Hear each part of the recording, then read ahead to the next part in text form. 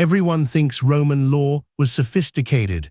They were catastrophically wrong about justice for the common person. For the vast majority of people in ancient Rome, there was no court, no judge, and no easy way to right a wrong. If someone stole your cloak or slandered your name, you often had to take matters into your own hands. But how do you get revenge when you're just an ordinary person against a system that often favored the powerful? The answer for many lay in the shadows, whispered between hushed voices and etched onto thin sheets of lead or bronze. These were the Roman curse tablets, or asterisk depictions, asterisk, as they were known, a desperate plea to the gods of the underworld, a dark echo of daily frustrations. Imagine a Roman woman, perhaps named Gaia, discovering her husband's prized racing horse has been lamed before a major event, or a merchant, Lucius, finding his best wares stolen from his stall. The official channels offered little help, but Gaia and Lucius had another option, a clandestine one. They would seek out a specialist, often a local magic worker, someone known to have the knowledge of these dark arts. This wasn't a casual endeavor, it was a serious, often expensive, commitment to a supernatural form of justice. The process itself was remarkably consistent across the vast Roman Empire. From Hadrian's Wall in Britain to the sun-baked deserts of Egypt, the ritual remained largely the same. First, a thin sheet of lead easy to engrave and symbolically heavy, meant to sink its message deep. On this lead, the curse would be inscribed.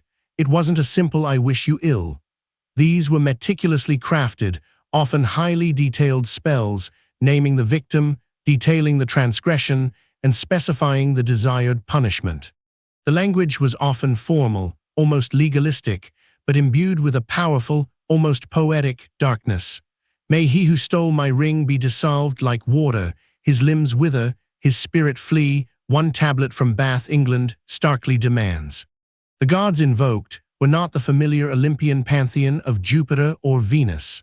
Instead, the curse tablets reached into the murky depths of the underworld, calling upon deities like Pluto, Hecate, or Persephone, or even nameless, chthonic spirits. Once inscribed, the tablet was ritually folded, often pierced with nails, a symbolic act of binding the victim, impaling their fate. The nails weren't just functional, they carried their own potent symbolism of pain and confinement. Then came the crucial step, disposal. These weren't left on doorsteps. They were buried in places believed to be conduits to the underworld, graves, wells, springs, or even strategically placed within temples, hoping to catch a god's ear. Over 2,000 such curse tablets have been found across the Roman world, offering us a rare, unvarnished glimpse into the daily anxieties and grievances of ordinary people. They tell stories the grand histories never would. The motives behind these curses were incredibly varied, painting a vivid picture of Roman life. One of the most common reasons: theft. Small, everyday thefts that could have devastating impacts on a family's livelihood. A woman named Successor, for example, placed a curse on whoever stole her cloak and sandals. She didn't just want them found. She asked the gods to inflict fevers and tremors until the items were returned or the thief died. Another common theme was love and rivalry, not the romanticized love of poets, but the raw, possessive kind. Men and women cursed rivals in love, wishing them ill, hoping to win affection by supernatural means. A particularly poignant tablet from Rome invokes the underworld gods to bind every limb, every vein, every sinew of a woman named Placida, so she might never sleep with another man, only with the man who commissioned the curse. Then there were the curses related to competitions. Chariot racing was a massive industry in Rome, and fortunes could be won or lost. Rivals or their supporters would curse opposing teams, horses, and even drivers. One such curse from Carthage demands that the horses of a specific racing faction lose their speed, their strength, their spirit, and that their charioteer be utterly crushed and perish. The stakes were incredibly high. Legal disputes also spawned many curses. If you were embroiled in a lawsuit, you might curse your opponent, their lawyers, or even the judge, hoping to bind their tongues, confuse their minds, or simply ensure they lost the case. The belief in these curses was widespread and deeply ingrained.